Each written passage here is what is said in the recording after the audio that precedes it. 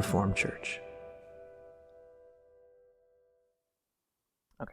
All right. So, so what I'll do is I'll just go over some things. Again, we're just going to kind of take what we said on Wednesday and just do a little bit of a review and just to make sure everything is clarified, just because, I just want to make sure everything is clear. I just want to make sure, again, truth be told, everything actually pretty much was said. I listened back to the message just to see like what I said or what I missed. Pretty much everything was said. So really, I think the best thing to do is just a re-listen of that message, as long as it is. To be honest, the message itself is probably like an hour and a half. It looks like it's almost 2 hours on the thing, just because there was a lot of prayer and stuff that went into the end. But the message itself, there's also chapters on YouTube, so you can go and click a particular chapter on YouTube in the description, or on our website too. Underneath there are chapters that you can, with time codes, so you know where everything is in the video to navigate it. If you just want to hear a specific timeline again or something, that is available. So again, remember, reforminus.com, you can see that. Or like I said, our YouTube description. Another reminder too, just to share that message, because I just think it's a good message too, if there's somebody that you feel could use that. So with the Jonah timeline, let me just bring you here. First of all, and if Brother Andre, if you can throw up Deuteronomy 30, verse 13. Deuteronomy 30, verse 13. Again, this isn't going to be really an entire message, but just more of a review and some clarification. So Deuteronomy 30, 13, King James Version. This is Moses speaking, and it says, "Neither is it beyond the sea, that you should say, who shall go over the sea for us and bring it to us, that we may hear it and do it." He's talking about the gospel here in Deuteronomy, and he says, "Neither is it beyond the sea, that we should say, who should go over the sea for us," right? Well, now go to Romans 10:7. Romans 10:7. This is now Paul quoting that exact verse, right? So Paul in the New Testament is quoting Deuteronomy 30:13 in Romans 10:7. And this is Paul's quote of when he says, "Who shall go beyond the sea?" or "Who shall go over the sea for us to get it?" Paul quotes that and says, "Or who shall descend into the deep?" That is, to bring up Christ again from the dead. So literally what he says is that he quotes Moses referring to the sea and says, "Who shall descend into the deep?" Again, referring to the sea, but it says to bring up Christ from the dead. He refers to the sea that Moses was referring to as where Christ went when he died. Okay? So obviously Christ, the Bible says that he went to the lower portions of the earth. Christ went to Sheol, right? To the place of the dead under the earth. That's where Christ went. But Moses says it was the sea. And you say, well, what do you mean Moses said that? Well, again, Paul quotes Moses in saying the sea, and Paul quotes it as the deep and says that that's where Christ went when he died. The sea is the symbolic, as we did say this on Wednesday, but I didn't go over the many verses for this. The sea in the Bible is the word for the place of the dead. Another great verse for this is Revelation 20:13. Revelation 20:13, this is referring to the last day, after Jesus has already come back. And it says, Revelation 20:13, it says, "And the sea gave up the dead which were in it, and death and hell delivered up the dead which were in them." Now, this is where I was kind of saying on Wednesday that the sea versus the word hell. The word hell is like obviously a consistent English word that we use consistently for the lower parts of the earth. But the word hell is, again, it's sort of wishy-washy in the way that it's translated, though, in the Bible. Like, for instance, in the New Testament, there's the word Gehenna, and then in the Old Testament, there's the word Sheol, and there's different words that all are translated hell in the King James Bible. So I don't like that very much. I would, and I know it's Hebrew and Greek, but there's even different words in the New Testament and in the Old Testament that are all translated hell. I don't really like that very much. For instance, like when Jesus says that in I think it's Matthew 5 or something, where he says you'll be in danger of hellfire. The word hell there, which is Gehenna, means valley of lamentation. I would have preferred if they just translated it that way. But anyway, that aside, there is a place under the earth that the Old Testament would call Sheol, and there are different places in the underworld. Okay, there are different places, evident from the rich man and Lazarus parable, which you can read on your own time. There are different places. So this is just speculation, but when it says the sea gave up the dead which were in it and death and hell, I don't know if death and hell are those two places in the sea. I don't know if maybe the sea is the overarching word for the place of the underworld, and death and hell are the two different divisions in the sea. But regardless of any of that, the sea is the symbolic word for the underworld, and this is evident why. And you can, meanwhile, Brother Andre, you can throw up Deuteronomy 4:18 while I'm talking. But as far as Revelation 20:13 goes, he says the sea gave up the dead that were in it. So clearly, this is not talking about the ocean. Obviously, this is talking about the underworld, the place under the earth. In fact, in Deuteronomy 4:18, it says the likeness of anything that creeps on the ground, the likeness of any fish that is in the waters beneath the earth. You see how it refers to the water symbolically as being beneath the earth? So the definition of the sea is literally beneath the earth. It could even be used symbolically, for the Holy Spirit in us, because the sea is referring to a place beneath the earth. And obviously, even in like Noah's case where, the floods came and they came out bursting from underground, the fountains of the deep and all of that. There's a lot of symbolism that can bear resemblance to what we have on the inside of us as well. One more verse is Exodus 15:1, which is Exodus 15:1, and then I'm going to skip around a little bit. But this is basically in Exodus 15 a symbolic. It's right after the people of Israel crossed the Red Sea, and Moses, after all the Egyptians die in the Red Sea, Moses sings a song and sort of prophesies. But he prophesies symbolically, and I'm not going to go into the details. But basically, as to like the Lord's enemies being thrown into hell, and the Egyptians being covered by the sea, or being thrown into the sea, or dying in the sea, is a picture of the Lord's enemies being thrown into hell, essentially. Okay, there's more to it than that, much more to it than that. But it bears different symbolism. But one of the symbols specifically that I'm referring to right now is the fact that in the last days, our persecutors, essentially as believers, will be thrown into the sea. Okay, and that's kind of what it's symbolic of. And you can see that here when Moses singing about the Red Sea in Exodus 15:1. When we'll just pick up what it says: "I will sing unto the Lord, for he has triumphed gloriously. The horse and his rider has he thrown into the sea." Verse 5. Verse 5 says, "The depths have covered them; they sank into the bottom as a stone." We just learned about the word stone, right? About meaning like still. Just so you know, the word stone doesn't mean dead all the time. It just means still all the time. Therefore, it can, again, you got to look at the glossary. The glossary's got all this stuff. It can imply eternal. It can imply dead. It can imply, because it means still. Like, so you could say it means eternal because it's like something remaining. There's a lot more that goes into it. But the stone often, though, refers to something dead because of the fact that it means still, inactive. And death in the Bible means inactive. So again, that's probably a little too much information for right now. But it said they sank into the bottom as a stone. In verse 12, it says, "You stretched out your right hand, and the earth swallowed them." Clearly, he's not talking about just the physical Red Sea. He says the earth swallowed them, which didn't happen, just so you know, to the Egyptians. The earth did not swallow the Egyptians.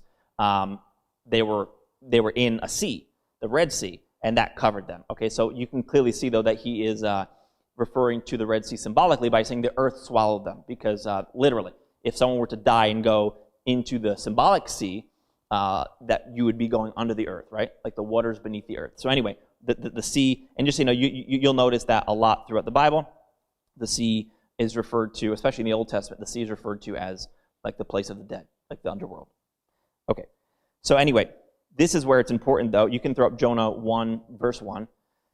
And basically, the Lord does call Jonah to go to Nineveh. The Nineveh is a picture of the Gentiles, right? So all that would be referring to is just the fact that the Lord did call Jesus to go to the Gentiles. But before the Lord called Jesus to go to the Gentiles, you do notice the succession that Jesus took to get to the Gentiles, and that would be that he goes to the Jews first, and because of the Jews' rejection of Jesus, then he goes to the Gentiles. And this is prophesied, just so you know, in the Bible in many different places. And in fact, you know what? Let me actually, before we even go to Jonah, let me just bring you here very quickly to Isaiah 55.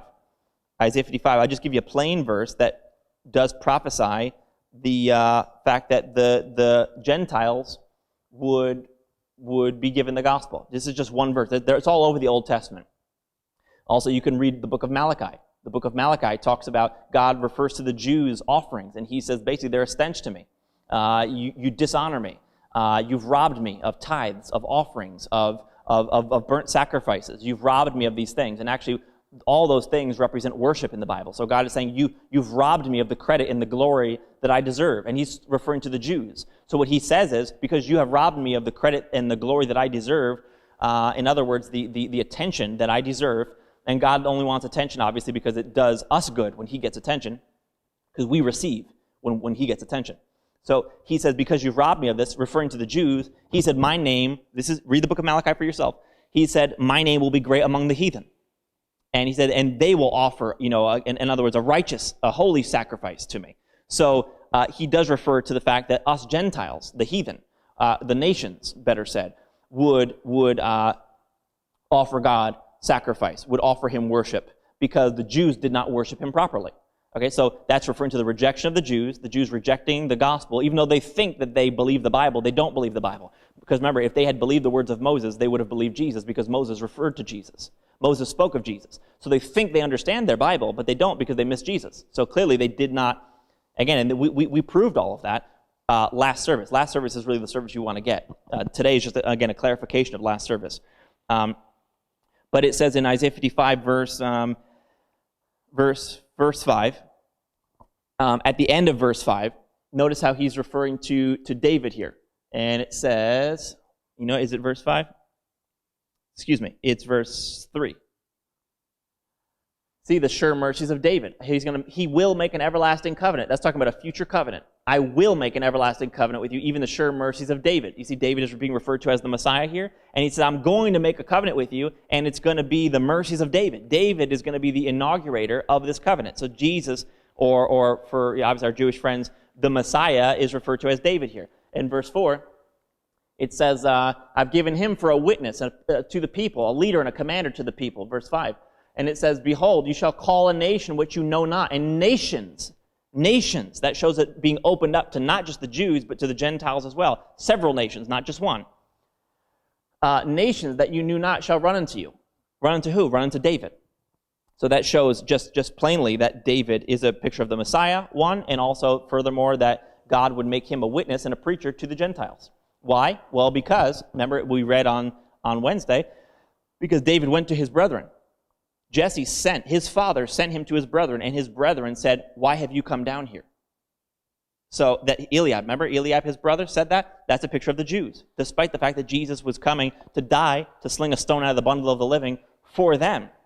And Jesus did die for them. But you notice even with David, you see the succession, right? The rejection of his brethren, and then his death.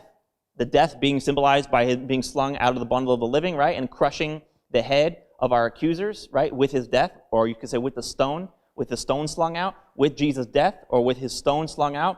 He crushed the head of our accuser, and then what happened with Goliath? He fell on his face to the earth, which is a picture of how the devil was thrown after Jesus' death. Let me rephrase that. Because of Jesus' death, the devil was thrown on his face to the earth, just like the same way that Goliath. His head was crushed by the quote-unquote death of David, or you could say the stone being slung out, and he fell on his face to the earth, right? But you see that succession about the rejection of David's brethren, and that's why it says here that David, because you've rejected David, he's going to go to somebody else. He's going to go to a different nation. And that is what you see also symbolized with Jonah. God calls, we can go back to Jonah 1:1. God calls Jonah to go to Nineveh, which is just simply a prophecy of the fact that God would send Jesus to the Gentiles. But there was a succession that had to come before Jesus went to the Gentiles, and that would be that he would be first rejected by the Jews. The Jews were the first people that Jesus went to. They'd be rejected. Jesus would be rejected by the Jews first and tossed into the sea. The same way that Joseph was thrown into the waterless pit, Jonah was thrown into the sea. Sea, as we just saw, it reminds me of the sailor went to CCC, right? But Jonah was thrown into the sea by the first people. The first people that he went to, Jonah was thrown into the sea by them, and then gets spit up, and after the resurrection symbolism, after he's spit out into dry land, he goes to Nineveh. But just look at this. So it says, Jonah 1:1, now the word of the Lord came unto Jonah, or the Messiah, the son of Amittai, saying, arise, go to Nineveh, which is referring to the Gentiles, the great city, and cry against it, for the wickedness is come up before me. And verse 3, and Jonah, or the Messiah, Jesus, obviously we understand, rose up to flee unto Tarshish from the presence of the Lord. Now you can see he rose up to flee from unto Tarshish, which I don't know the specific symbolism of the word Tarshish. But notice that it says he went up to flee unto Tarshish from the presence of the Lord. And Jesus, literally, that's what Jesus did. He fled from the presence of the Lord, obviously referring to Jesus departing from heaven. Jesus fled from the presence of the Lord. Again, everyone says, like everyone mixes this up too. Like, just don't get this mixed up. I'm not talking historically. I understand that Jonah was running away from God and what he called him to do. None of that matters right now because this is not a historical account anymore the way we're reading it. It is historical. I believe Jonah is historical. But I'm just saying that it's also symbolic, right? Jonah is also symbolic. And when you read it symbolically, you're not reading about Jonah anymore. You're reading about Jesus. Every time you see the word Jonah, it means Jesus. Every time you see, the men at Joppa is referring to the Jews. When you see the sea, is referring to Sheol or what we would call hell today. So you have to read it that way. You don't mix like the historical account with the symbolic account. This is a symbolic representation of Jesus. So when it says Jonah fled from the presence of the Lord, well, if Jonah means Jesus, then it means that Jesus, at some point in time, it's prophesied, or the Messiah, would flee from the presence of the Lord. And that's referring to Jesus literally fleeing from the presence of the Lord. Obviously, we understand that Jesus' motive was not to try to get away from God or to try to disobey God. Jesus still fled from the presence of the Lord, which is why it's accurate that God accounts for the Messiah doing this in prophecy here by saying that there is a man that God will send and he will depart from the presence of the Lord. That's Jesus leaving heaven, and it's in he went down. And he went down. And which is very clearly, Jesus left the presence of the Lord and descended to this earth. And this is all prophetic. And you know it's prophetic, just so you know. Even if, again, for someone that's Jewish that we will listen to this, you know this is prophetic and also symbolic at the very least, because again, Jonah said he was crying out from hell when he was in the sea. Jonah was cast into the sea, and he prophesied from in the belly of the fish, saying, I cry out to the Lord from hell. So you see that the sea is representative of hell. Or again, for lack of a better term, I guess you could say, the underworld. So Jonah goes down. He goes down into a ship. I don't know what the ship represents, but it's not necessary to understand the timeline here. He goes to the men at Joppa, though. And in verse 4, it says, the Lord sent a great wind into the sea, and there was a mighty tempest or a storm in the sea, so that the ship was to be broken. Just so you know, a lot of times in the Bible, judgment refers to like the sea raging. And I don't know if that's like referring to that death is not satisfied. Like punishment has not been satisfied, essentially, because hell or Sheol, the sea, is raging. Like almost like craving someone to die because it's not satisfied. So, and judgment is often referred to this way throughout the Old Testament in prophecy. So it says that the sea there was a mighty tempest in the sea. The sea was raging. Verse 7. So they said everyone to his fellow, because remember at this time Jonah has gone to the men at Joppa, has gone down to the men at Joppa, which represents the Jews. They're in a ship right now, which I don't know what a ship in the Bible represents. Again, it's not necessary to understand this timeline though, because we just know so far the Messiah has gone to a people. The first people that the Messiah goes to, departs from the presence of the Lord and goes down to, it says that there was you could say wrath upon them, which is true of all humanity, well specifically really the Jews at least. The Jews, the wrath upon the Jews at the time that Jesus visited them. And basically they cast lots, and it says in verse 7, that we may know for whose cause this evil is upon us. Because for what cause was the evil or wrath upon, let's just say humanity for right now. Why is there wrath, and it was specifically the Jews under the law, but why was there wrath upon the Jews? For what cause? Because Jesus had not yet been thrown into the sea. That is the reason. I understand it was men's sin, obviously, is why there was wrath, and because they lived under a law, they're being held accountable for their sin. But there was wrath. Let's just say that, right? In the Old Testament, there was wrath and punishment for man's sin. But why was there punishment for man's sin? Because Jonah wasn't cast into the sea yet. Because Jesus was not killed yet. Once Jesus died, then obviously that would satisfy wrath, and there would be no more wrath left for mankind. And this is very clearly why it says they cast lots to see for what cause is the sea raging for us. Well, because your Messiah has not been thrown into the sea yet. That's the cause. That's the reason in the Old Testament. But as you can see from Basically, let's go to verse 9. You can see that they cast lots. They see that it's Jonah that is the cause for why the sea is raging. And verse 9, it says, and he, Jonah, said unto them, I am a Hebrew, which again, Hebrew means heavenly, and I would suspect that that's what it represents here as well. Hebrew means heavenly in the Bible. I mean, because Hebrew really means Jewish, obviously, but because heaven is true Israel, it's symbolic of someone heavenly. And he said, I'm a Hebrew, I'm heavenly, and I fear the Lord, the God of heaven, which made the sea and the dry land. And the men were exceedingly afraid, and said to them, why have you done this? For the men knew that he had fled from the presence of the Lord, because he had told them. And verse 11, again, all of this, you have to read it symbolically, not historically, if you're going to see the symbols. And it says, what shall we do unto you? Blah, blah, blah, because the sea wrought and was tempestuous or was stormy. In verse 12, Jonah said unto them, take me up and cast me forth into the sea, so that the sea shall be calm unto you. That's exactly the picture of the Messiah. That's what the Messiah came to do. He came to be cast into the sea and to satisfy death so that the sea would be calm for us.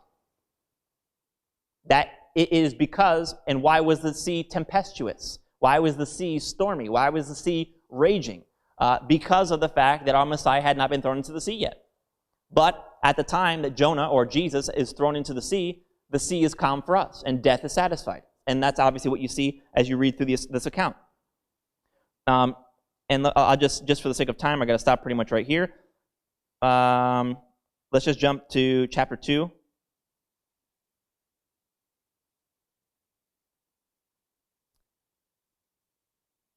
Let's see. Verse 1. So basically what it says is you can keep chapter 2, verse 1, but at the latter parts of chapter 1, though, it actually says that, I shouldn't have told you chapter 2 yet, but in verse 15 of chapter 1, it actually says, so they took up Jonah and cast him forth into the sea, and the sea ceased from her raging. And the men feared the Lord exceedingly and offered a sacrifice to the Lord and made vows, and the Lord prepared a great fish to swallow up Jonah. And it goes on from there. But what it actually says is that the sea ceased from her raging when Jonah was thrown into the sea. And obviously that's kind of what I was referring to before. Chapter 2, verse 1. Jonah prayed unto the Lord his God out of the fish's belly. And Jesus said the same way that Jesus says in the New Testament, the same way that Jonah was cast into and was swallowed by the belly of the fish, that he would go to the belly of the earth. Jesus just throwing that out there. Jesus says that in the New Testament. And in verse 2, it says, and I said, and I cried by reason of mine affliction. Jonah prophesies here, unto the Lord, and he heard me. Out of the belly of hell cried I, and you heard my voice. For you have cast me into the deep, into the midst of the seas. So you see, it says, out of the belly of hell I cried out. That's what Jonah says here. And let's just go to chapter 3. We'll wrap it up right here. Chapter 3, verse 1. And actually, sorry, my bad. Chapter 2, verse 10. Let's read that just quickly first.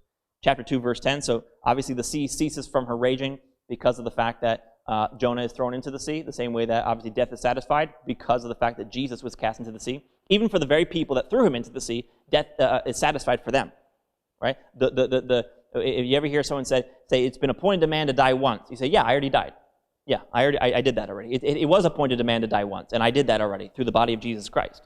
Who is he dying for? I mean, honestly, it's like we're not even thinking. Like, we're not even thinking. Or maybe it's because we are thinking. Maybe that's why we're so wrong all the time. The Lord's not thinking for us.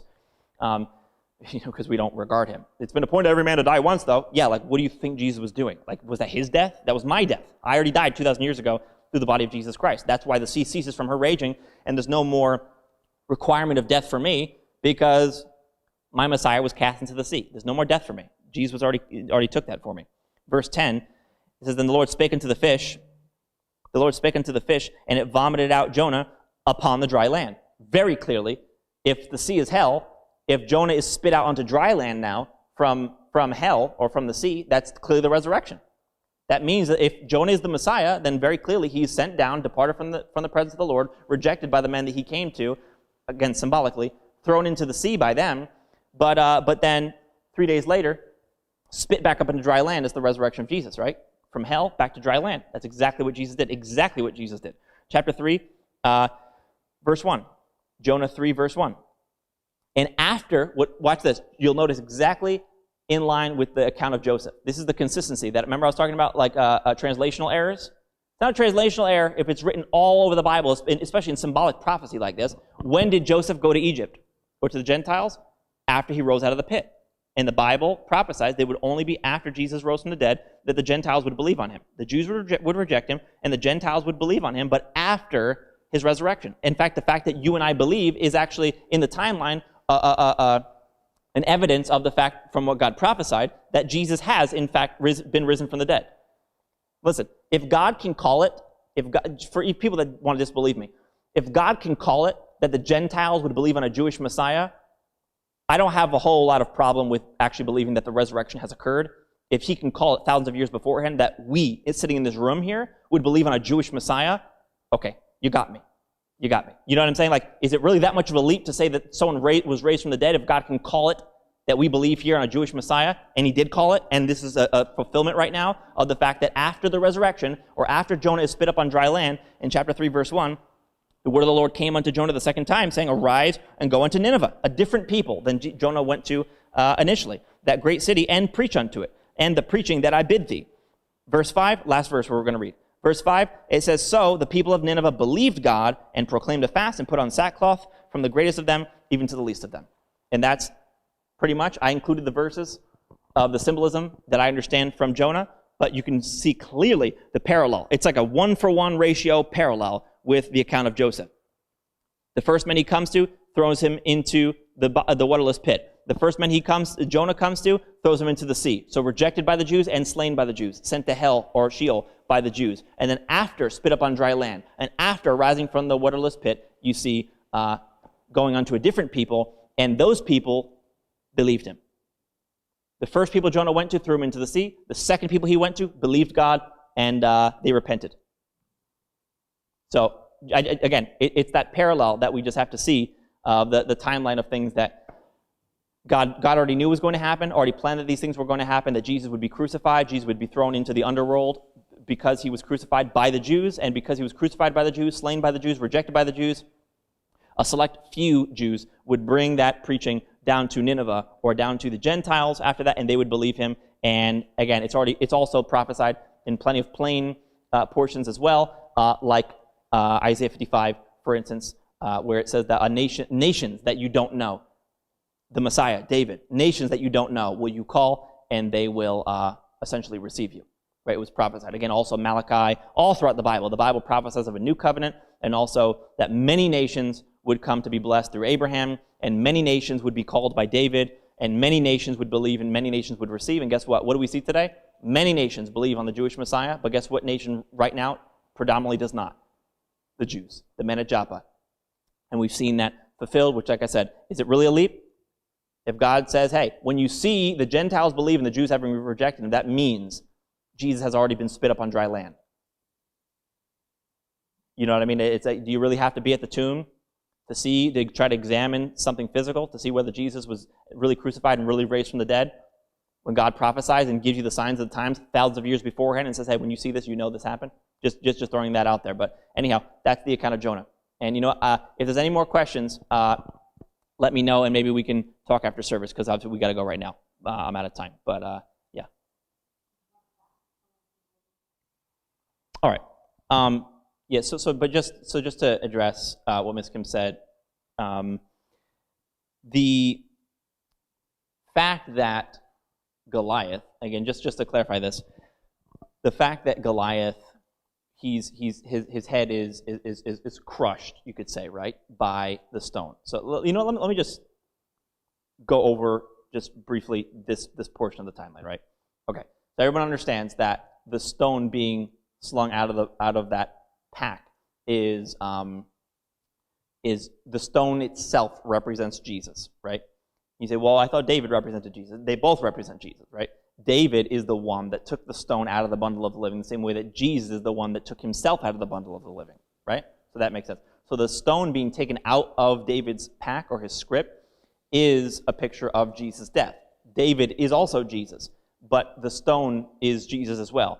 David represents Jesus as the Messiah, the one that, well, just the Messiah in general, and the stone specifically represents Jesus in his death, right? So the stone was slung out of the bundle of the living as Abigail described, right? We remember that from Abigail. I will say this again. The best thing to do is to re-listen to the messages, because It's just because it's a lot of information, certain things are just going to you're going to sort of get the general gist of it.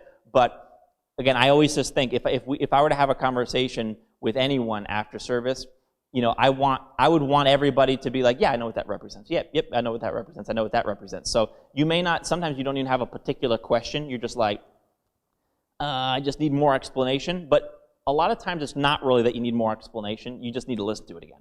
Because the information, I guarantee you, it would become clearer. But so when David flings the stone, obviously that's a picture of Jesus' death, Jesus laying down his own life, right? David is the one that took the stone from the script and slung it at Goliath. It was the stone that crushed Goliath's head, which means what? What's the stone? Jesus dead. That's what the stone represents. So it was Jesus' death that crushed Satan's head. And what is the crushing of Satan's head? That's the defeat of the devil. Now, again, I don't know why it's called his head being crushed. I know there's a reason for it. I just don't know it. But the devil's head being crushed, or Goliath's head being crushed, is just, that's the defeat of the devil.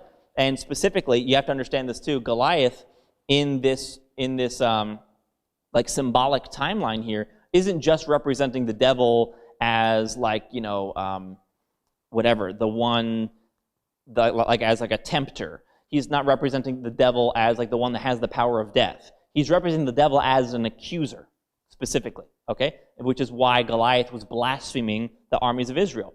He's being represented there as a blasphemer and as an accuser, right? That's why when he came up to the armies of Israel, he said, I defy the armies of Israel. I expose the armies of Israel, which is what the devil's job was to expose sin and essentially to disgrace mankind, and specifically the Jews, in the Old Testament. That was the devil's job. So when Goliath is defeated, it's specifically symbolic of the fact that our accuser is defeated. Right? So, and how did Jesus defeat our accuser? He defeated our accuser by his death. His death is the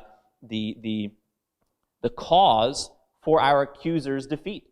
Again, an accuser can only accuse you of guilt as long as you bear that guilt. But if Jesus comes as David and dies, takes himself out of the bundle of the living for you, that would defeat our accuser, wouldn't it? Because our accuser has nothing more to accuse anymore. A Messiah has already come and slung himself out of the bundle of the living to fulfill our judgment, slung himself out of the bundle of the living to bear our blame. So therefore, it's Jesus' death which bears our guilt, our blame, or anything that we could possibly be accused of, is Jesus' death, therefore, that crushes the head of our accuser. Our accuser is defeated. How? By death. The devil didn't even foresee this. The devil didn't even foresee that it would be the death of Jesus that would actually defeat him. He didn't understand how all that worked. This is actually why the devil had a hand in Jesus, in tempting Judas to have Jesus crucified. If the devil would have known that his crucifixion, in other words, that was by death that David, our David, would defeat our Goliath, the devil wouldn't have led Jesus to the crucifixion, having known that it was actually being slung out of the bundle of the living, you could say, or Jesus' death that would defeat him as our accuser. So anyway, the important thing to note, though, is Revelation 12. Revelation 12:5. And I'll just read this real quick, and this will be probably pretty much it. But just to address the question, Revelation 12:5. And it says, and she, and she here is not Mary, just so you know. This is referring to like a woman that gives birth to a son. And the son here is referring to Jesus, the Messiah. But it's not talking about Mary, this is talking about Israel. Okay, because Jesus was born from Israel. This is why she has like a crown with 12 stars on her head and all of that. Obviously, Mary didn't have a crown when she gave birth to Jesus. Why? Because this is symbolic, right? It's a symbolic, God's using symbolic language. And she brought forth a man-child who was to rule all the nations with a rod of iron. And her child was caught up unto God and to his throne. Clearly, this child is the Messiah. This is Jesus. The she that gives birth to this child is Israel, okay? Physical Israel, because Jesus was born as a Jew. All right? Now skip down to verse 9. When this child is born, you see that it says, that the great dragon was cast out. That old serpent, cast out of where? Cast out of heaven. The devil was cast out of heaven. That old serpent called the devil and Satan, which deceives the whole world, and he was cast out into the earth. before the coming of Christ, the devil was allowed in heaven to accuse us. Again, we have teachings and stuff like that on, and we'll probably have more articles and things like that in the future about Jesus defeating our accusers.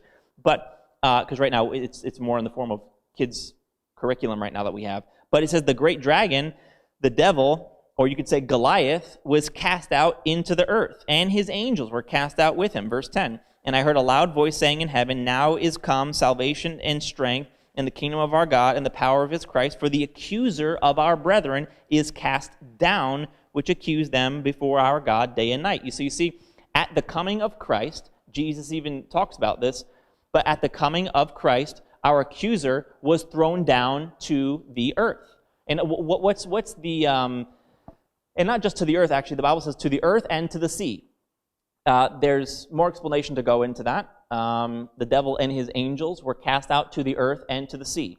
Again, I'll have to leave that off for now. I did mention this a little bit, like when you cast the devil out, he goes back down to the sea, to waterless places. Because the way that I believe it works is that the devil and his angels are actually in the sea, under the earth.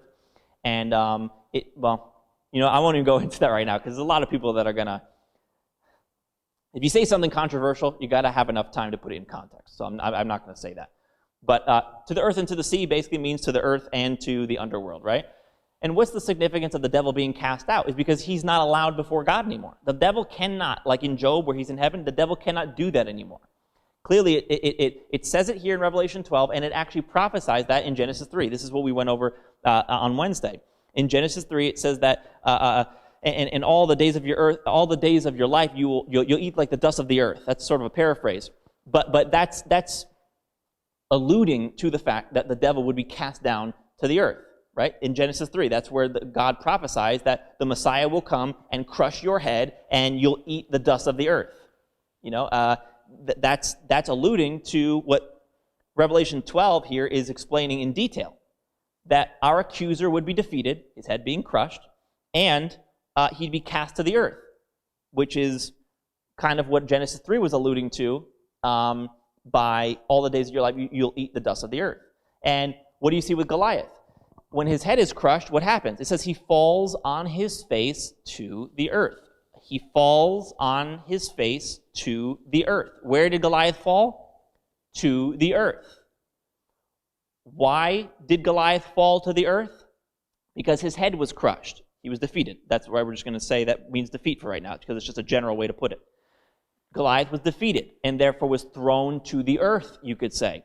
How was Goliath thrown to the earth? Or I should say, when was Goliath fallen to the earth? At the point that David slung the stone. At the point that Jesus died for mankind.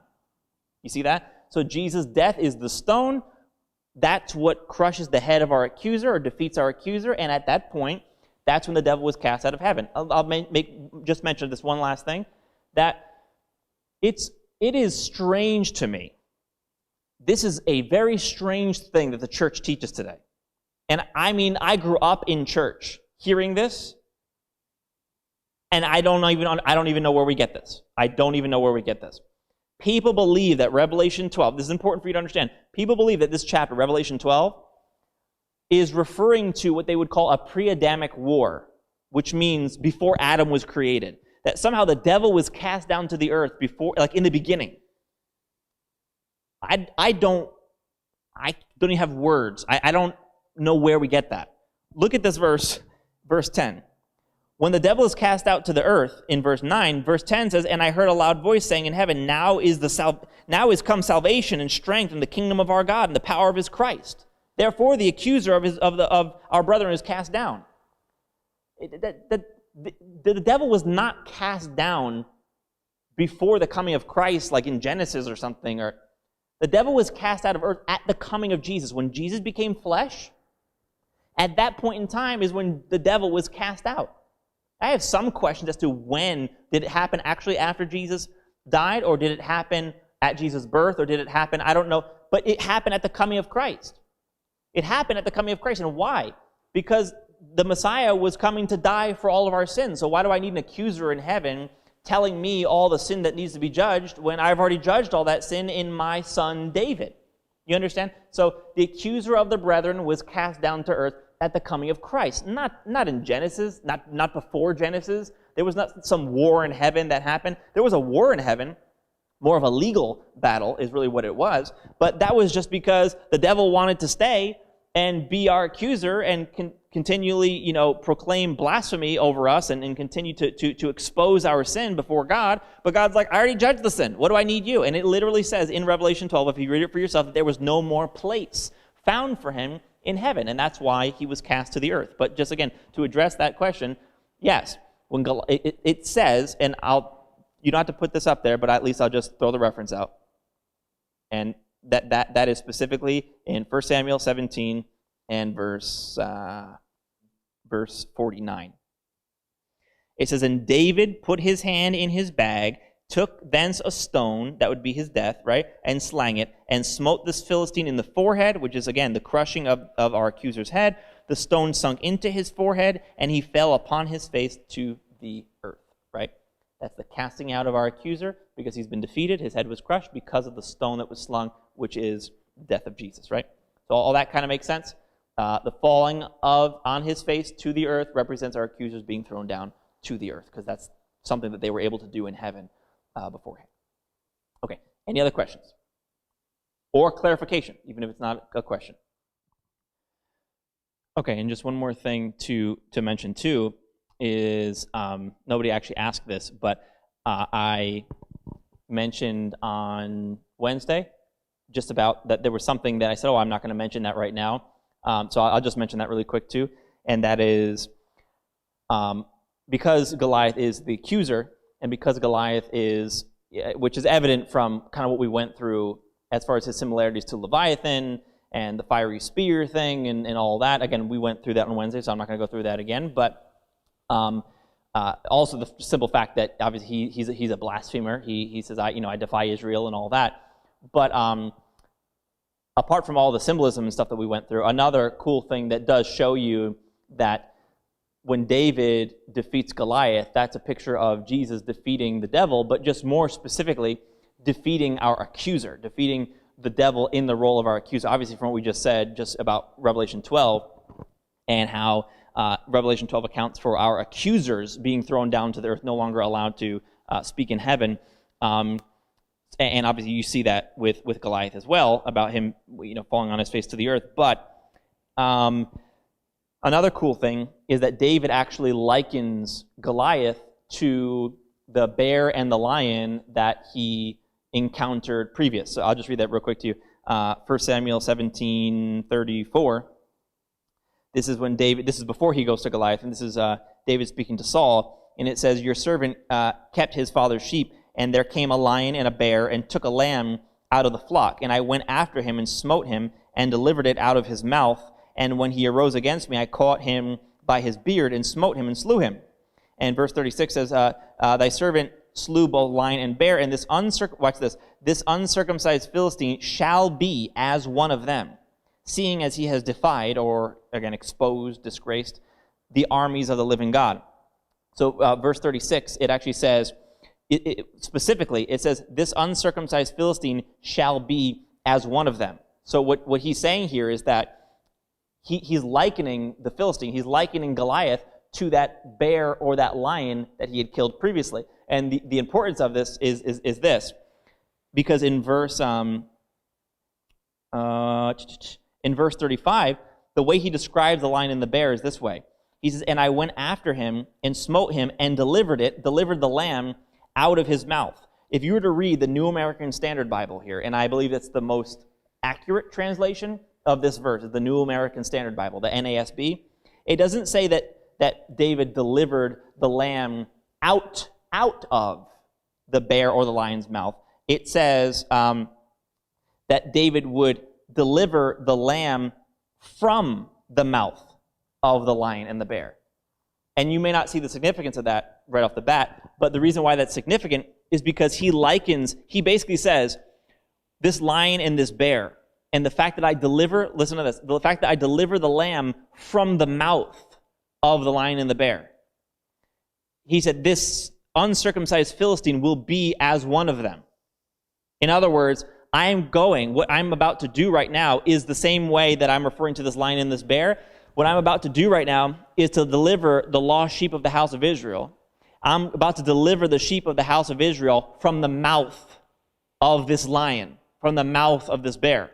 Again, when you say to deliver the lamb out of the mouth, it just seems like, oh, okay, yeah, that makes sense. David was taking a lamb literally out of like the teeth of the lion or the bear. But notice it doesn't say teeth, it just says mouth, and that's why the New American Standard Bible, when it says from the mouth, delivering it from the mouth, it doesn't say the word out. It just says that David delivered the lamb from the mouth of the lion and the bear, and he said, and this Philistine will be the same way. In other words, what do you mean the Philistine will be the same way? Well, it's said symbolically there on purpose, because in other words, he's likening defeating Goliath to delivering a lamb from the mouth of a lion. Because obviously, in this scenario, this scenario is a prophecy of how Jesus would deliver us from our accusers, specifically. Again, this is not talking about the devil just in his role as like the one who has the power of death, or a tempter, or just evil, or something like that. This is talking about the devil as accusing us, blaspheming us. And so it was his mouth that was the problem.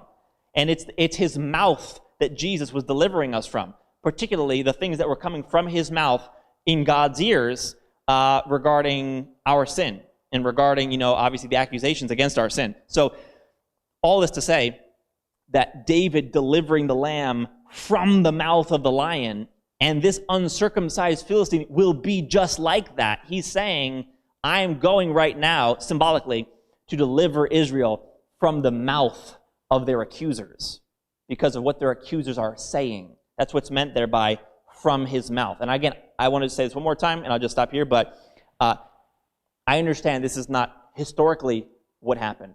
We're reading this symbolically. That's why all these things are symbols. So when he says from his mouth, it's important that God likened defeating Goliath to David saving a lamb from the mouth of a lion, because of the fact that that's, again, because of the accuser role that he's in. It was Goliath's mouth that was the problem. It was the devil's mouth that was the problem. What he was saying was the problem, and Jesus came to deliver us from the mouth of our accuser, from the mouth of the lion, from the mouth of the bear, or you could say from the accusations. What our accuser was saying. So that was the little extra tidbit that I didn't get to on Wednesday. So I did just want to kind of throw that out there, because it does add just another layer of confirmation to the fact that this, in fact, is a representation of David, our Messiah, delivering us from what our accusers were saying about us, or delivering us from their mouth. So anyhow, that's that. We hope you enjoyed this message from Reformed Church. If you have, please share this with someone else and help us get this unpopular message to the world. If you'd like to support Reformed Church, you can do so at reforminus.com/give. Also on our website, you can take advantage of our free messages, articles, and even full discipleship courses. Start reforming your mind now at reforminus.com.